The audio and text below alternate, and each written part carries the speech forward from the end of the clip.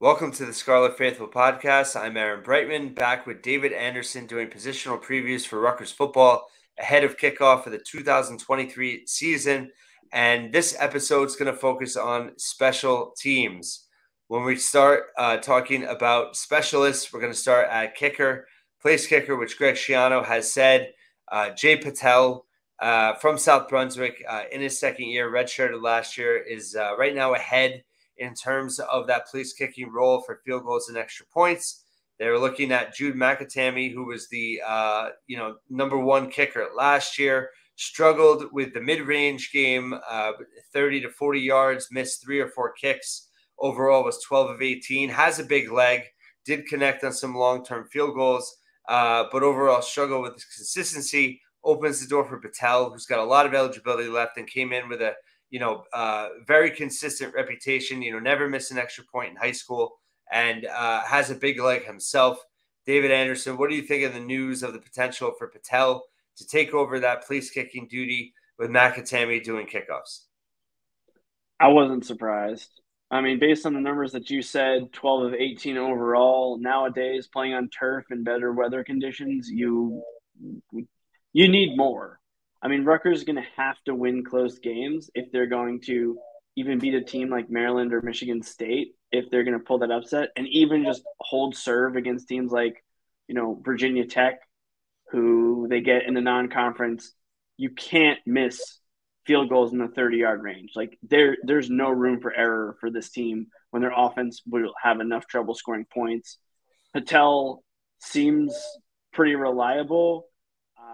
I think that's what they're going for, is the guy who know if they put him out there with the 35-yard kick, you're not second guessing, do we need to go for this on fourth down? So no, I wasn't surprised.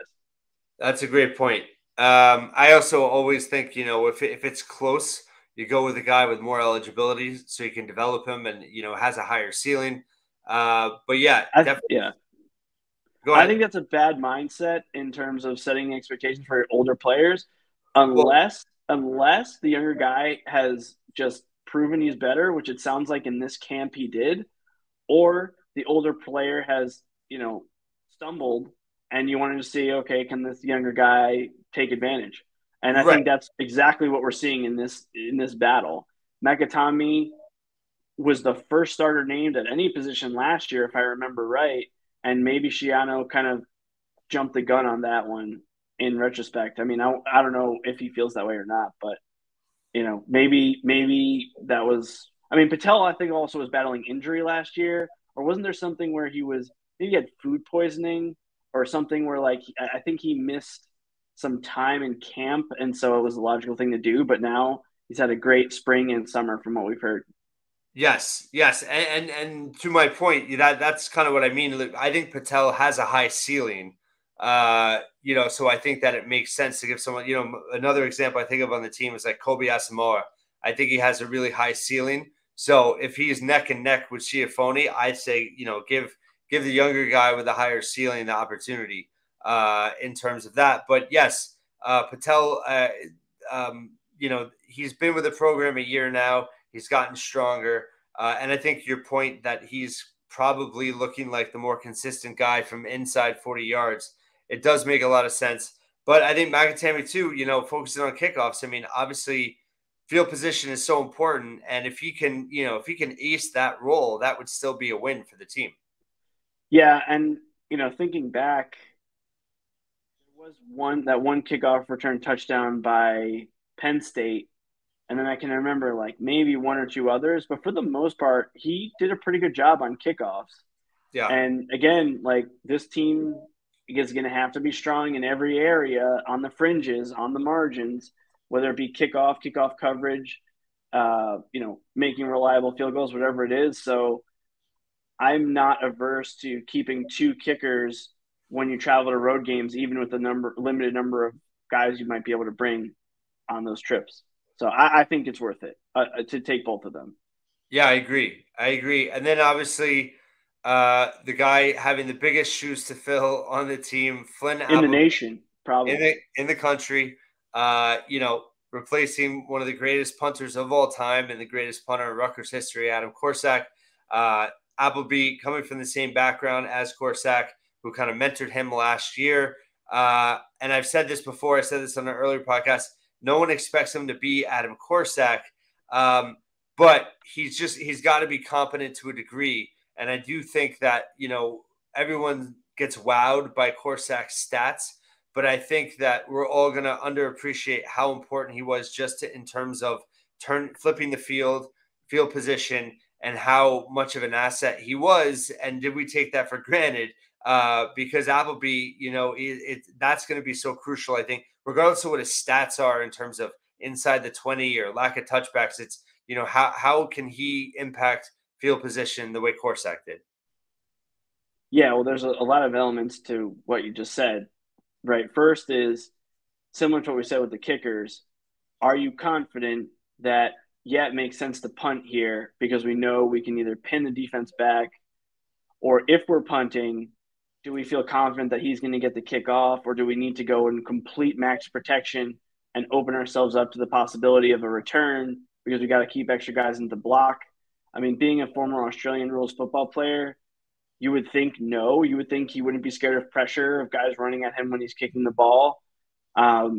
I'm pretty sure he was drafted into the professional Australian rules league when he was like 17. Yeah, So he was. he's not like a young guy who's going to be caught in the bright lights as a punter. That's kind of unfair to put a true freshman into something like that, which he's not, right? So I doubt it. And he was also a pretty big guy. So do I want him making tackles? No, because that means that somehow the coverage broke down. But I have pretty confidence in him as an overall athlete. If he's asked to do things like hold on the field goal unit or something like that, or just catching snaps. Like, one of the things that is really underrated is when they try to teach me how to punt in college, just catching the ball and doing a consistent drop of the American football is not easy. It's Mm-hmm. not like a soccer ball or even a rugby ball where it's pretty easy to get the same spin every time. It takes practice. And so just the fact that you feel confident, like he's not going to bobble a snap in a key situation. I mean, I harp on this, a lot with, if we remember that game, Michigan State, all Michigan had to do in that game Oh, 10 right. years ago was just get the punt in the air, even if it was just straight up in the air and just came into a melee and their punter like bobbled the snap. Like, sometimes it's as simple as that, even to just ice a game. And, you want to just have confidence that you've got a guy who's going to do that for you, even in his first collegiate action. Yeah, I think there's, you make great points about why he won't wilt under the spotlight, but I think it's a good kind of question for a lot of players on Rutgers going into this season, guys that are going to be asked to do more and play bigger roles.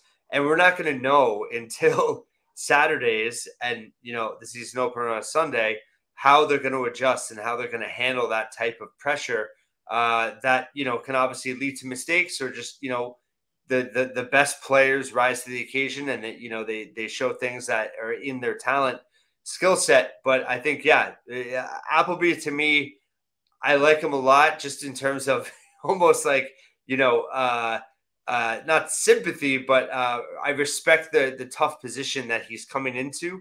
But I do think he's talented enough. I think he can be solid for them. And that's what they need. For sure. And that So, speaking of solid, that kind of brings us to the long snapping position, okay. where um, if you think I've had arguments with my new friends over at Off Tackle Empire when it comes to Corsac versus all the other good punters in the Big Ten, we recently got into it about long snapping as well. And Jake Eldridge was the number one ranked long snapper in the most recent class.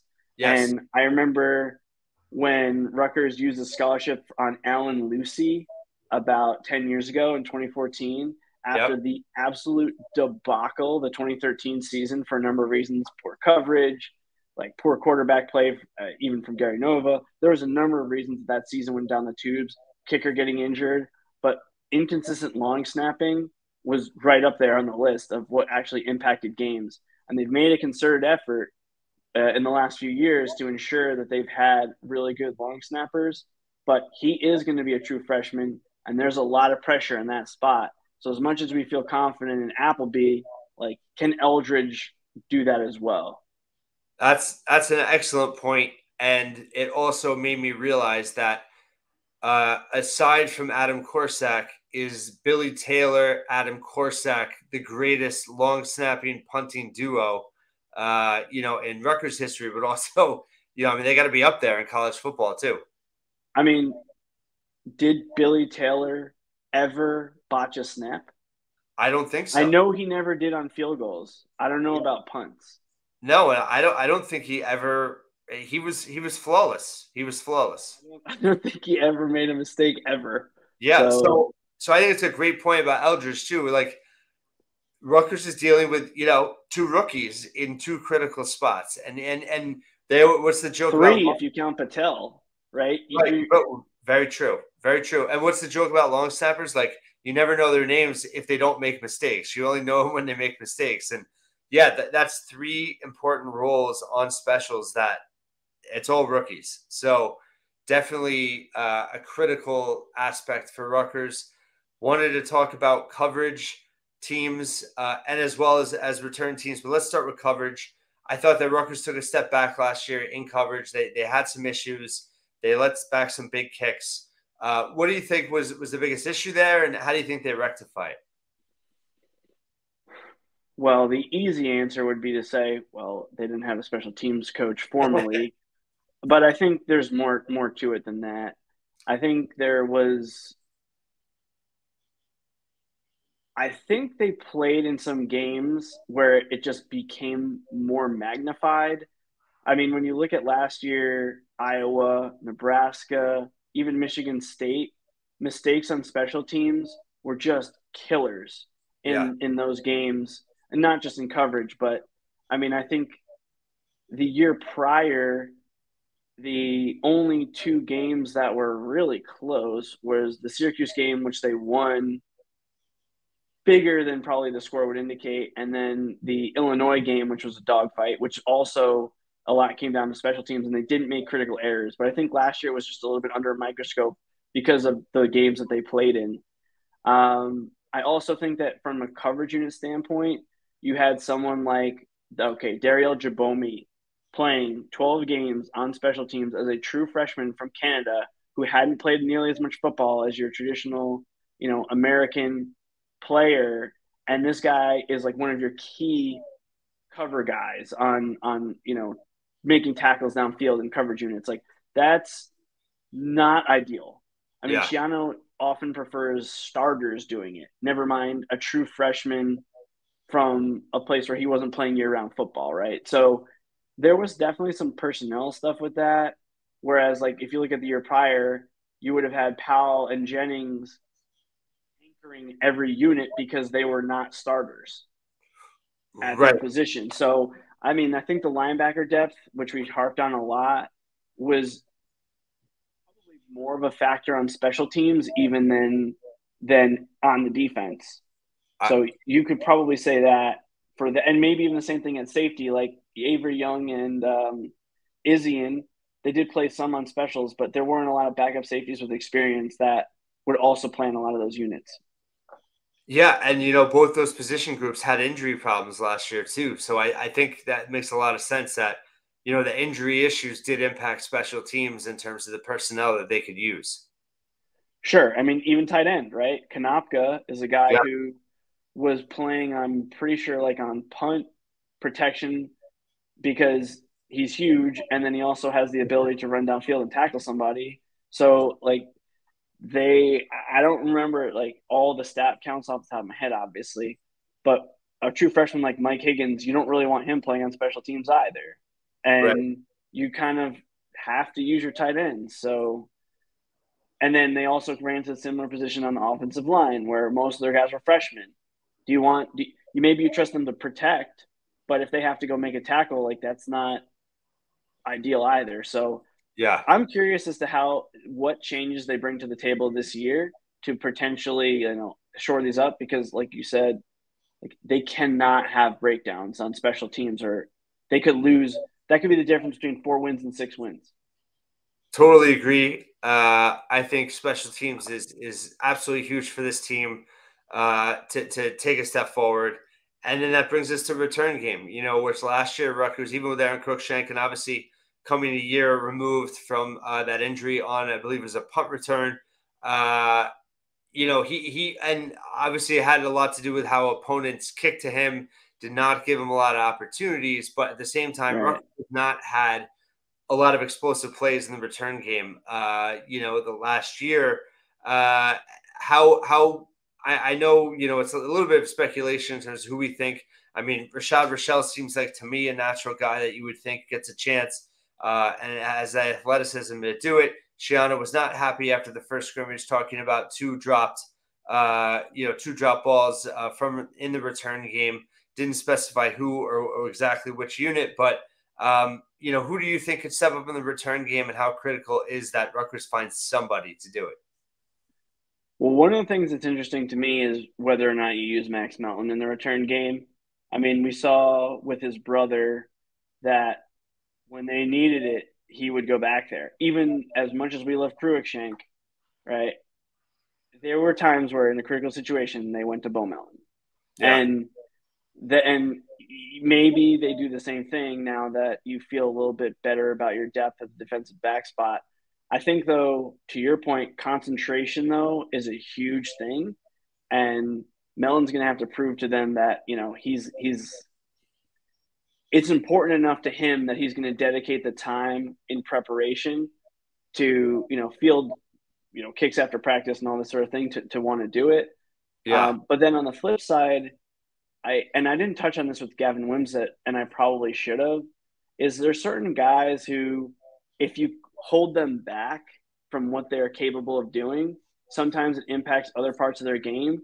And if Max Melton is by far your best return man, like that might make him feel even more confident, play even better on defense. Just like if yeah, Wimsatt, if you tell him, oh, you can't run, like it's the same thing in baseball. Like when they would tell Jose Reyes, stop stealing bases, you're going to get hurt for whatever reason, his batting average went down. Like yeah. he needed to be like full go, like You just got to let him play. do it. And Yeah, so right, so maybe Max Mountain falls in that category. Yeah, Rochelle's an option. Salam we didn't see last year because of again that hand injury that we mentioned. I hmm mean, I like Chris Long in a role, but they might not want to use him back there. I mean, I don't think there's a Janarian Grant.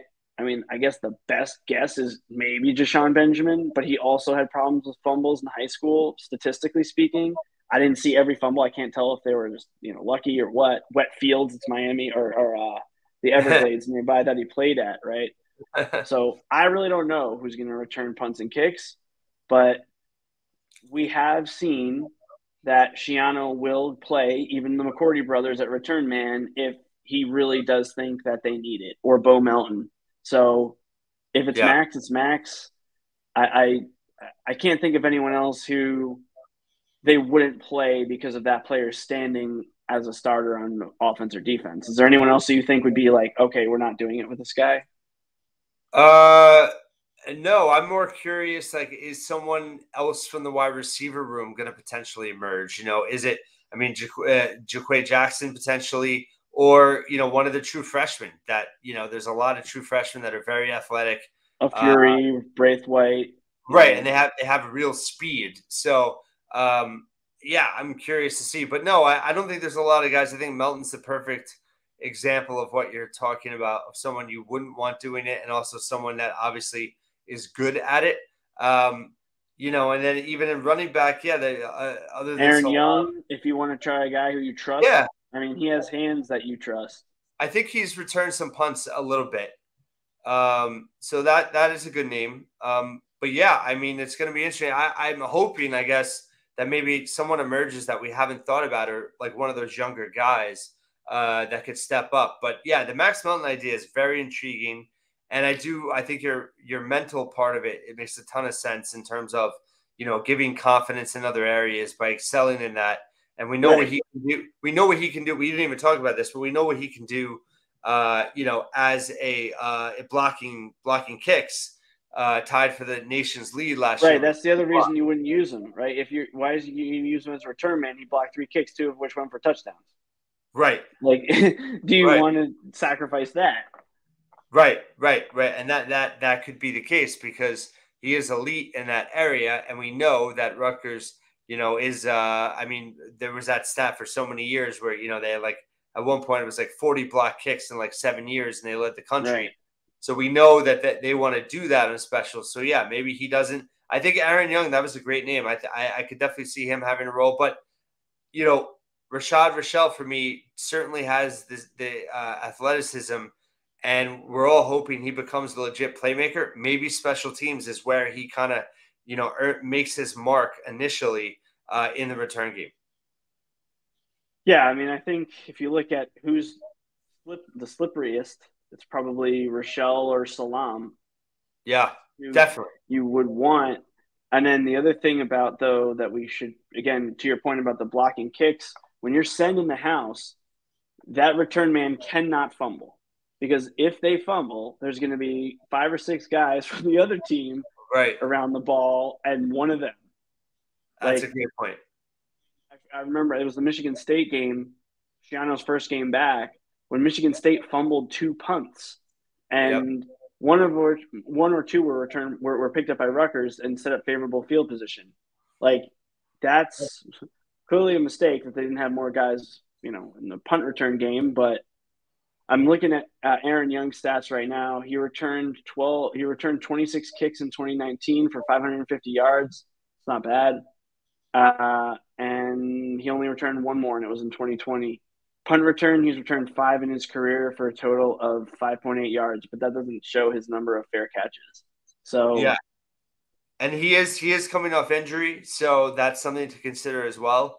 But yeah, he could be maybe more the guy that, like you said, in a big spot they insert him. But whoever it is, Rutgers needs more production out of the return game. They need better coverage in the both punting and kicking, and then obviously the specialists, like we talked about. So special teams, huge impact for this team. Any last thoughts? I mean, they say the game's won in the trenches, but for this team, it might be won on special teams, Won or or at least lost? not lost. Right. Yeah. Well, So, I mean, maybe somebody can pop off the page and we'll laugh that we were even having this discussion. As, very true. Thank you so much for your insight, David Anderson. And in terms of our positional previews, special teams are our last positional preview. I hope you enjoyed them all. And we're both excited for Rutgers football this fall. Hope you are too. And thank you for listening and watching here at the Scarlet Faithful.